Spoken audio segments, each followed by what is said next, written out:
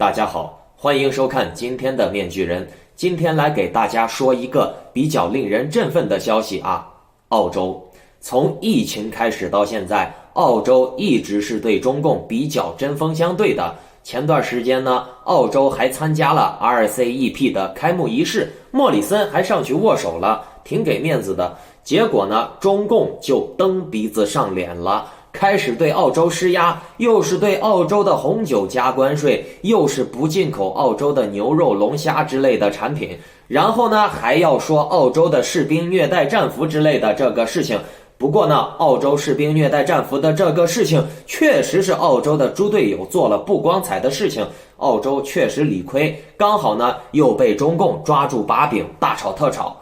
这个中国的这边的举动也把澳洲搞得很尴尬。不过呢，澳洲这边也开始反击了，但是呢，针对中共的这种玩法啊，它是无法把一事归一事的。中国它是讲究的整体政治，和老外的这种贸易呀、军队呀、金融呀、三权分立之类的是分开的，这种看法是不一样的。中国就喜欢把所有的东西搅在一起去谈，但是澳洲这边人的逻辑和中国是不一样的。士兵的个人行为并不能代表所有澳洲人，军队的事情就是军队的事情，和贸易无关，这是澳洲人的逻辑。那按照中共的逻辑就是，你澳洲贸易赚的钱不就是用来养军队的吗？那你军队的人干坏事了，就是和贸易有关。其实大家没有搞明白一个问题啊，那就是并不是国家养活人民，是人民养活国家。士兵也是付出了自己的劳动力了，付出了自己的性命安危了啊，来换取他的工资，对吧？再说了，那个士兵虐待战俘呀，这确实是个人行为，并且呢是澳洲人自己查出来的，自我检讨、自我批判的。那这种事情如果发生在中共，你不要指望中共的官员、中共的警察、中共的士兵会自我检讨，知道吗？有错一定是老百姓的错，他一定会掩盖这样的事情，或者是类似的事情。比如新疆的集中营，它明显是侵犯人权了，但是中共就说那是再教育学校，对吧？那澳洲的军队检讨发现了这些不合理的事情啊，那这种精神呢，我们应该是去肯定这个军队检查的主观能动性，同时呢，也要检讨这个军方平时是不是有些疏忽，然后呢，就是一定要批判这个个人，应该是这么样一个道理吧。好，然后咱们来说一说标题你们看到的，澳洲是怎么把中国逼到绝路的啊？澳大利亚和中国之间的贸易争端，目前呢还看不到尽头。无论是加征高额关税，还是直接祭出禁令，包括大麦、葡萄酒、龙虾、牛肉等在内的一系列澳大利亚的产品，都受到了中国的这个贸易打击。但是呀，面具人，我想说，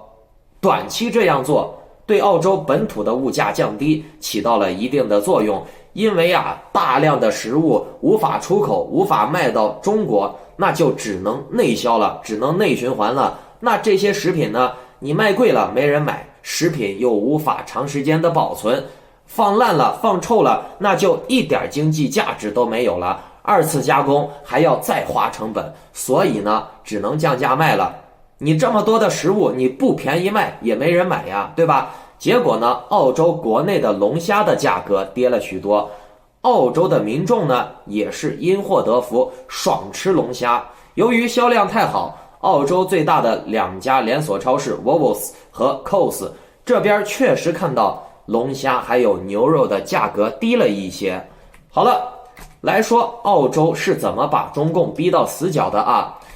中国官媒《环球时报》刊登英文文章称，中国政府已经下令禁止进口澳大利亚的煤炭。援引中国发改委消息，以稳定国内煤价为由，将战略性减少高价煤炭的购买，限制在每吨97.8美元以下，但是不进口澳大利亚的煤矿。那这个举措直接搞得澳大利亚很尴尬了。真的是如此吗？澳大利亚是煤矿大国， 2019年，澳大利亚出口了价值640亿澳元的煤炭，其中呢，日本是澳大利亚最大的客户，占澳大利亚煤炭总出口额的27%，差不多是170亿澳元。毕竟啊，日本是资源匮乏的国家，需要进口大量的煤炭来进行能源生产或者保温，这都可以理解。因为日本这个地方到了冬天也是比较冷的，接近东北嘛。中国是澳大利亚煤炭出口的第2大客户，占澳大利亚煤炭出口总价值的21%，约有137亿澳元。印度是位居第3，占澳大利亚煤炭出口的16%，价值105亿澳元。那中国这边就占了137亿澳元啊，那这可不是小数字了。观众朋友们，你们要知道，澳洲总共也就才2000万人左右啊。如果说137亿澳元中国不进口，中国省钱了，但是澳洲这边它卖不出去137亿澳元，这些钱啊会导致澳洲的老百姓的经济会受到大大的打击呀。137亿分摊到每个澳洲人头上也是不小的一笔数目呢，每个澳洲人差不多就要顶700多刀呀，那差不多是人民币3500块，厉害吧？哼，让你白白的蒸发3500块钱，你愿意吗？对不对？好，这就是我们今天研究的课题啊。中共他现在敢不敢和澳洲硬刚到底，就是不进口澳洲的煤炭呢？中共敢不敢这么做，并且中共为什么要这么做？贸易对决，澳洲究竟有没有制胜的希望？澳大利亚政府多次表示，尽管多个联邦部长希望能够和中国领导人进行沟通，但是他们打去给中国的电话都是石沉大海，没人接。而中国方面呢，则坚称两国之间的沟通没有障碍，但是呢，我中国就是不想进口。而且呢，针对澳大利亚的商品采取的措施符合中国的法律。在一系列贸易制裁和唇枪舌战之后，澳大利亚终于把中国告上了世界贸易组织。联邦贸易部长西蒙·伯明翰把中国向澳大利亚大麦征收80%的关税的事情交给了世贸组织仲裁。这只是澳大利亚正式做出的第一个反击动作，而这个过程可能会耗时数年。此外呢，世界贸易组织的仲裁是否能够得到执行，或者起到什么样的作用，也是未知数。其实呀，中国商务部从上个月底就开始采用保证金形式对澳洲的相关葡萄酒实施临时反倾销措施，各公司保证金比率从 107.1% 上升到了 212.1%。澳洲铁矿价格近日呢也不断的上升至澳洲出口的10几年的高位，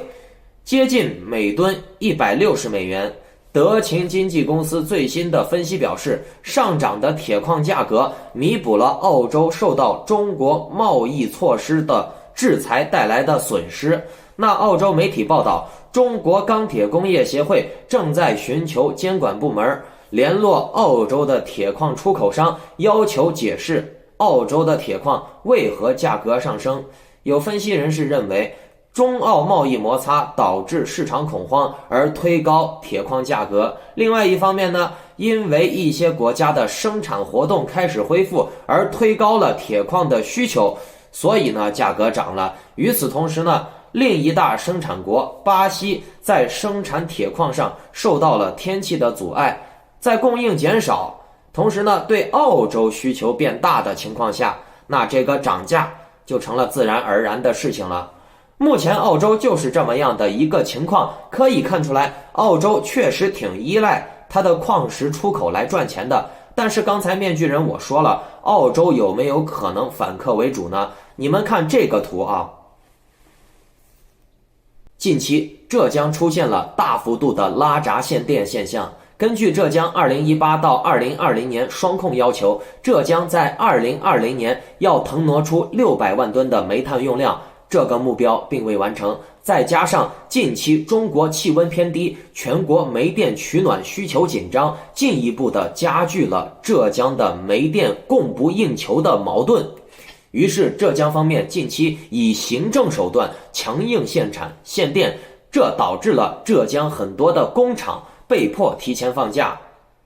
带属国的铁矿石、煤炭都是中国进口的重要来源，下半年禁止进口煤炭，导致了供需失衡。要知道2019年中国进口的动力煤中有 57% 来自带属国，这一禁止的禁令直接导致了作为主要用于火力发电的动力煤供需失衡，这才导致了湖南限电、长沙限电、浙江限电、义乌限电。作为对比，国内的铁矿石、煤炭的开采成本都要高于带属国，并且呢质量也比不上。环保因素导致了国内产量受到压制。有分析人士认为，碳排放中和的目标也是影响因素之一。接近年底，碳排放指标用完的情况下，也影响了电厂的发电。浙江、湖南等多地区限电，工厂停产，浙江义乌、金华和湖南长沙等多地区已经开始陆续发布有关的限电通知。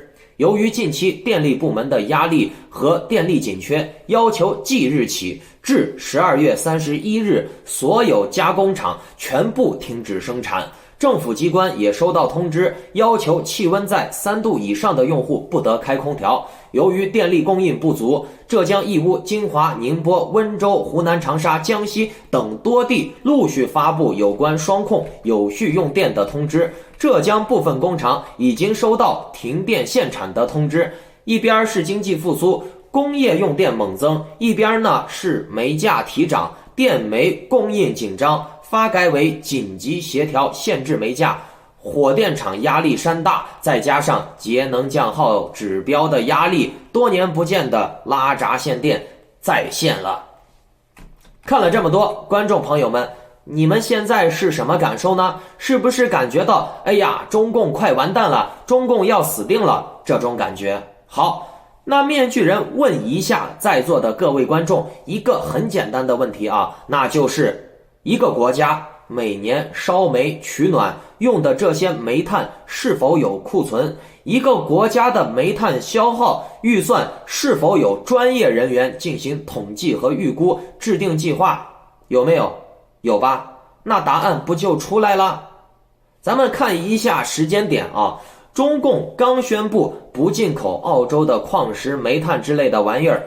过了2天就开始在全国限电限煤了。那面具人，我想说啊，有没有这么快呀？啊，你这个船也拉的没有这么快吧？不可能，你刚说不进澳洲的煤了，不进澳洲的矿了，你第2天、第3天，你国内就缺煤缺矿了，不可能这么快吧？那面具人，我在这里告诉大家啊，习近平之前一直在官方媒体呀、文宣上面喊要勒紧裤腰带过苦日子，对吧？要经济内循环，对吧？中国现在正处于崛起雄霸世界的关键时间点，中国说白了就是在和世界打超限战呢。现在的中国和当年的希特勒其实没什么区别，都是极右。中共呢，甚至比希特勒还要右一些。打超限战比的是什么？就是极端的比拼极限呀，对不对？我现在不买你澳洲的东西，让你澳洲难受，我这边呢刚好也能紧缩国内省钱，顺便让老百姓勒紧裤腰带过日子，对不对？那说到这儿了，面具人，我想分享一下我在国外的感悟啊。其实呀，刚来到国外的时候，买外国的东西，我的第一个感觉呀就是贵，一瓶可乐3刀，折合人民币就是15块钱，挺贵的吧？你在国内喝一瓶可乐才多少钱？3块人民币。但是在这边啊，澳洲生活了一段时间以后，感觉呀，国外呀其实就是高消费高回报。你虽然在这边买东西贵了一点，但是你在这边挣的也多呀。然后呢，就是因为人工费贵，所以呢，你的劳动力产出值钱。其实呀，可乐有时候呀，在超市也有促销打折的时候。超大桶的可乐折合人民币买下来也就是7、8块，但是澳洲本土你买牛肉、鸡肉、虾肉比国内还要便宜一点。只要是不牵扯人工的东西都很便宜，但是呢，要牵扯人工的东西，比如说你去下馆子、去餐厅叫别人给你做饭，那就贵了。那这也就恰恰的体现出了澳洲这边的人值钱，人工费贵，和国内刚好是相反，国内最不值钱的就是人。这样呢，有一个弊端，你们知道是什么不？这个也和共产党的统治核心有关。这牵扯到一个问题，现在中国人每天头疼的是什么？学费、保险、找关系、房贷、车贷、信用卡、医疗、养老，乱七八糟的费用，对吧？每个中国人都要头疼这些问题，那就对了。中国的优势就是超高的工作效率，996甚至是24小时不停的工作，人停机器都不能停的这种上班方式，哪有像外国你还想白天下班的啊？外国一天工作也就是8、9个小时、6、7个小时，甚至是5、6个小时。那中国这边，观众朋友们应该有很多在国内上班的，你下班的时候，你有几次能看见下班的时候是天亮的？那为什么中国不能像外国那样一分耕耘一分收获呢？付出高劳动力有高劳动力的回报呢？中国为什么必须要10份耕耘1份收获呢？为什么？对呀，你说我赚钱高回报，我今天潇洒一下，下馆子贵点就贵点，我平时挣得多，对吧？我平时挣得少，我就不下馆子了。澳洲这边一个超市收银员想买个 iPhone 12，也就是1个礼拜的工资，甚至还用不上1个礼拜。但是你说中国人啊，想买个 iPhone 12要攒几个月的工资，这就是高劳动高回报的优势体现出来了。但是为什么中国不能有高劳动高回报呢？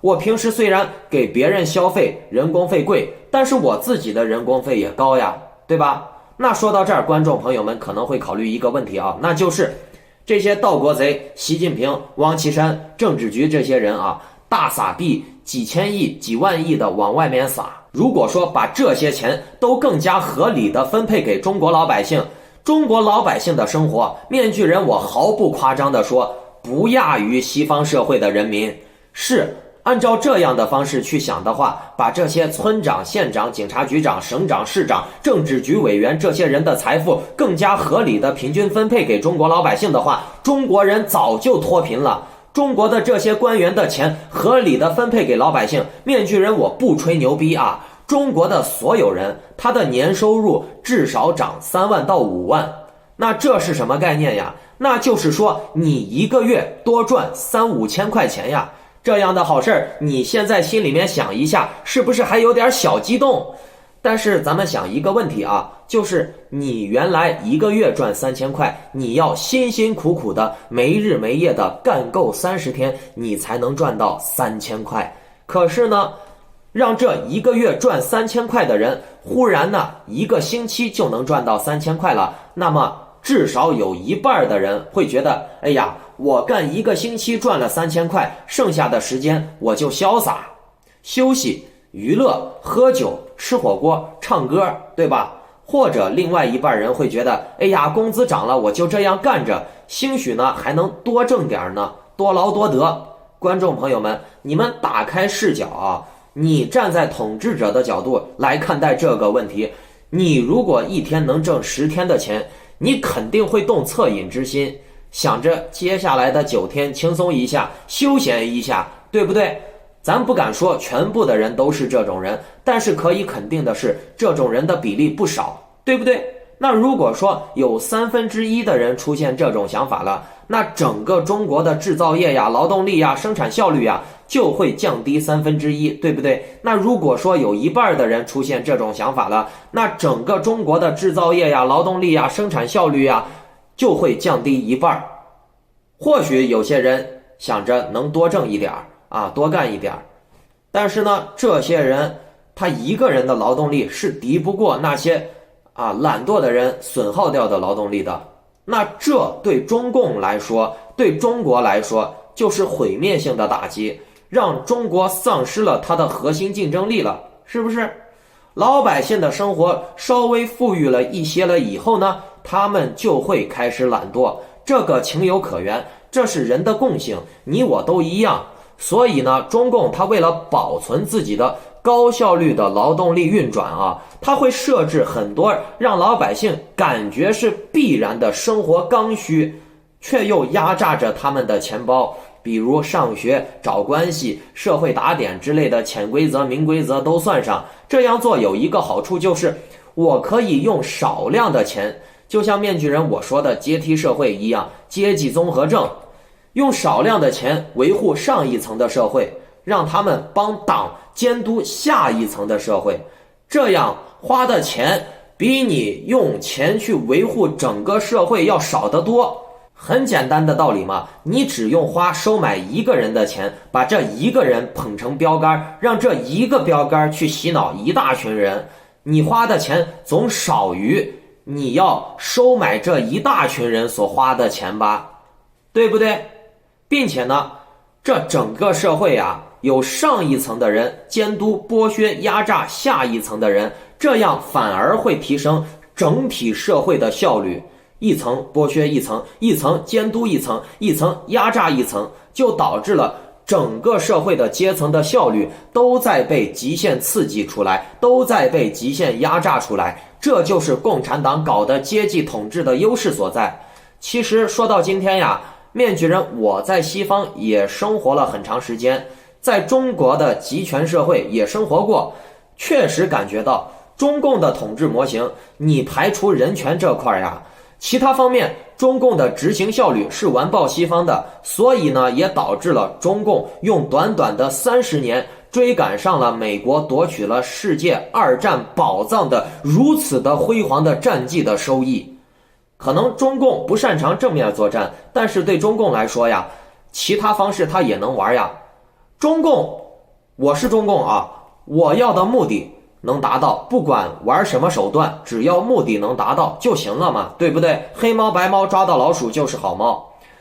这个社会的整体建设确实是一个复杂的问题，绝非咱们这些挺共呀反共的老百姓想的那样非黑即白。就像我上期节目中说的那个红三代，最近被轮子捧起来的说的东西，那和面具人给你们讲的作为统治者该看到的东西，你们比一下嘛。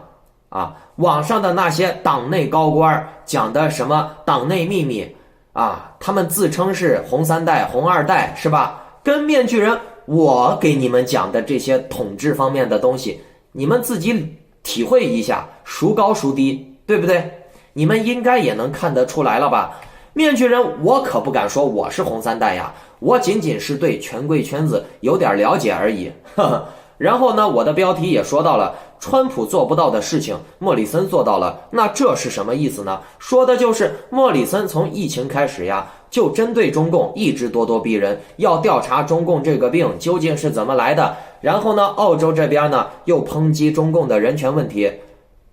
然后呢还被中国反过来抨击澳洲这边虐待战俘，也是侵犯人权了。其实面具人我想在这里说一下你们这些观众千万不要受那些大外宣给你们做的降维打击的影响。为什么民主国家要不停的批评和抑制其他独裁国家的人权呀，打压他们极端化的问题呢？这是很简单的道理。如果民主国家不抑制这些独裁国家的狂热化，任由这些独裁国家狂热极端的高速发展，最终倒霉的就是这些民主国家自己。这一点不用面具人我多说什么，第2次世界大战的德国已经给世界了一个教科书式的典范教育了，懂了吗？如果民主国家不输出它的民主意识形态，它最终会反过来被大海掀翻小池塘，被这种共产集权呀乱七八糟的这种独裁玩意儿把它给掀翻了，懂了没？说实话，你去抨击别的国家的人权，抨击别的国家不民主，实际上呢是一种自保。好了，话说回来，对于中共来说呢，借着和澳大利亚贸易争端的机会提前宣布让国内的老百姓勒紧裤腰带过日子呀，这种行为和举动绝对是共产党主观和主动的。这种行为有没有必要？面具人我告诉你们，没有必要。宏观调控就能解决这个煤炭呀取暖的问题，但是中国治下的渔民、傻子和那些川粉差不多，都是没智商的人，你们懂吗？共产党自己搞出来的鬼，让老百姓没有暖气，没有开工，他会告诉你这是西方列强搞的鬼，这样呢，反而会让大家更加团结在党中央周围了。就像川粉们一样啊，只不过川粉们是反过来的啊，任何风吹草动，川粉们都会说是共产党搞的鬼，要你命了。然后呢，这些信徒们本来是反对共产党的人，然后呢，就因为反共，紧紧地团结在了大法媒体和民运媒体周围，团结在了江峰群、文昭群周围。殊不知，这些媒体背后呢，还是共产党。等于说，这些信徒最后还是紧紧地团结在了党中央周围，对不对？因为大家都没有智商，看不到真相，只是被这些骗子把你的情绪一带就走了，对吧？给你说点激情的话，然后你就上头了，你就跟着山呼海啸了。其实呀，你跟着文昭、江峰山呼海啸，你还不如跟着共产党山呼海啸呢。你跟着共产党，你舔他的屁眼，舔开心了，舔好了，说不定给你赏一口饭吃。你跟着江峰、文昭，你去舔他们的屁眼，估计舔到最后呢，你没钱了，人家也不用你舔，懂了吗？人家每个视频下面那么多的留言，每个人都在那儿舔呢，对吧？人家掏钱舔呢，啊，你也要掏钱舔。当然了，你没钱了，那你不掏钱舔，那你就没有资格去舔了，懂了吗？等于呀，这些信徒呀，可悲呀。那面具人，我可以如此分析一下啊，再加上面具人我对澳洲的熟悉啊，我的战友 ABC 也对澳洲这边老外有一定的采访，毫不夸张的说，澳洲这边啊，10个人有9个人是反川的，然后呢，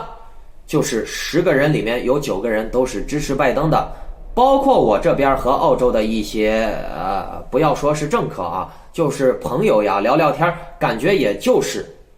很多人他不喜欢川普。那为什么澳洲现在敢对中共如此强硬呀？这个和美国民主党上台，美国现在要回归世界大哥大的路线有关。说白了，你美国是老大，我给你当小弟，你罩着我，大家一起混，就是这种路线。川普之前的4年让美国走了个歪路，想让美国走孤立主义，走类似于闭关锁国的单边体系，那这完全是和美国自从2战以来建立的世界体系是背道而驰的，也让之前加入你美国和你美国一起干的盟友也比较郁闷了。你说你干中共你就干中共，你怎么连我们这些盟友也一块干了？当然了，现在全世界都不得不面临的一个问题就是中共的制造业呀、劳动力捆绑全世界的问题。那这能咋办呢？这不就是面具人刚才说的，你到底是要人权安逸的生活，还是像中共那样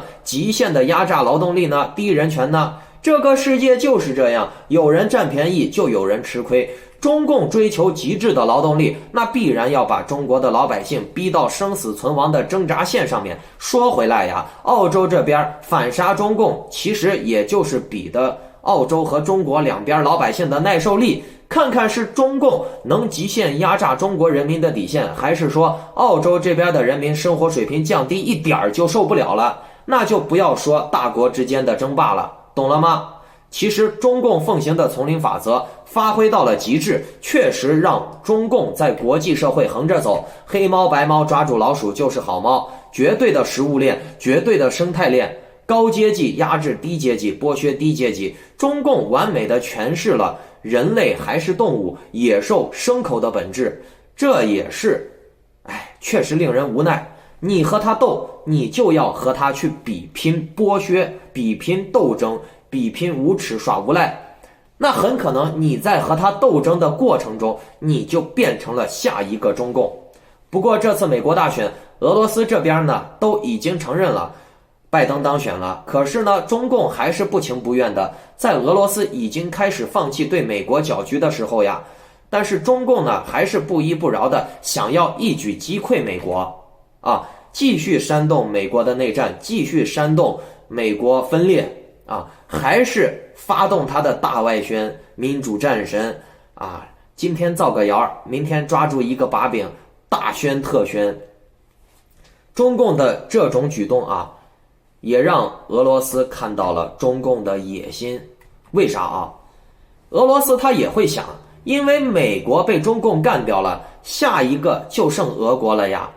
对不对？唇亡齿寒呀。所以俄罗斯并不希望看到中共太强，所以呢，借着中共和澳洲开展贸易冲突的时候，俄罗斯这边在背后补了一刀。俄罗斯要向中共停止输送能源了，这也让和澳大利亚打能源战的中共雪上加霜呀。但是中共并不敢骂俄罗斯，或者是抨击俄罗斯说什么话，毕竟呀，中共是俄罗斯扶持起来的政权呀。接下来呀，面具人给大家念念这个文章呀，你们看看中共是如何舔俄罗斯的屁眼的，怎么圆俄罗斯不给他供电的事情的。标题是对华年供电30亿度，俄罗斯或将停止供电，赔钱买卖做不了。近段时间，我们一旦听到俄罗斯与中国的消息，十有八九是好消息。随着时间的推移，我国与俄罗斯的关系也越发亲密。疫情期间，我国曾为了帮助俄罗斯脱困经济危机，还与俄罗斯签订了2000亿的贸易目标，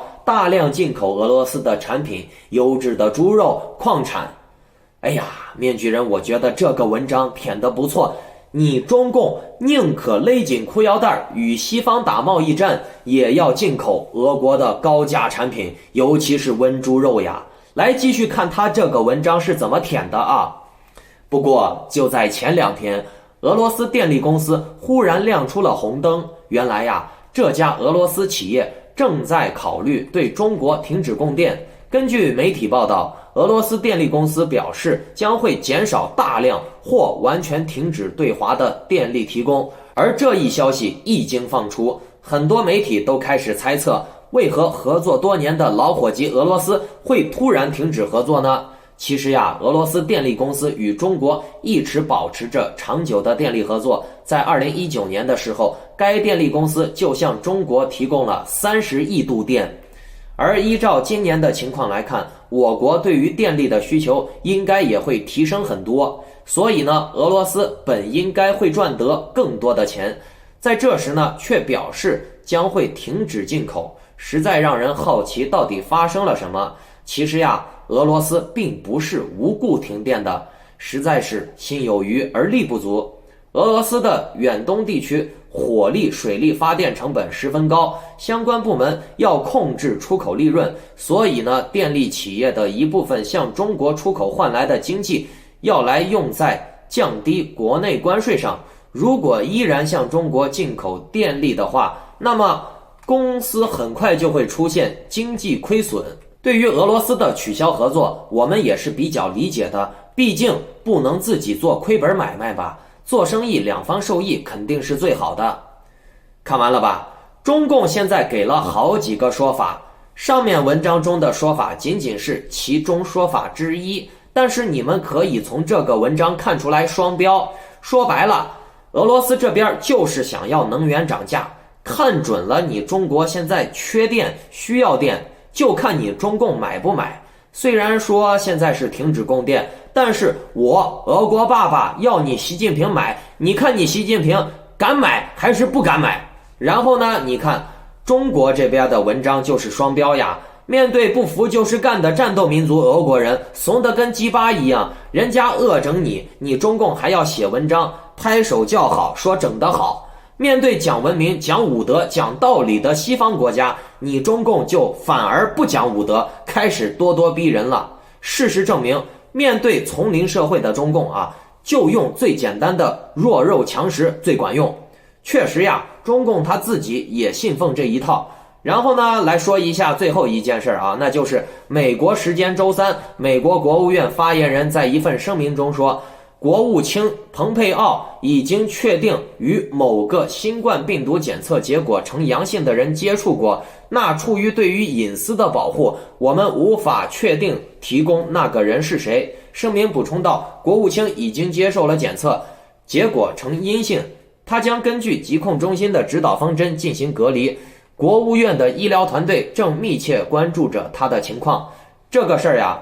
对蓬佩奥来说是好事儿。蓬佩奥现在隔离了，真的是有挡箭牌了，不用背川普的黑锅了，不用为川普最后大选把什么事情把蓬佩奥绑架上了。蓬佩奥说实话呀，一直对川普的竞选采取的是回避态度的，当然了，也有几次是不得不出面挺一下的。但是你在之前明显可以看出来，蓬佩奥是回避川普的竞选的。现在刚好了，在最后阶段，1月20号拜登就职嘛，蓬佩奥这隔离2周，也要到1月多了。那个时候，川普基本上没什么蹦跶的空间了，尘埃落定了，对吧？反而呢，在这最后的冲刺期，蓬佩奥隔离了，生病了，那你这不能怪蓬佩奥了，人家疑似生病隔离了，帮不上你川普了，对不对？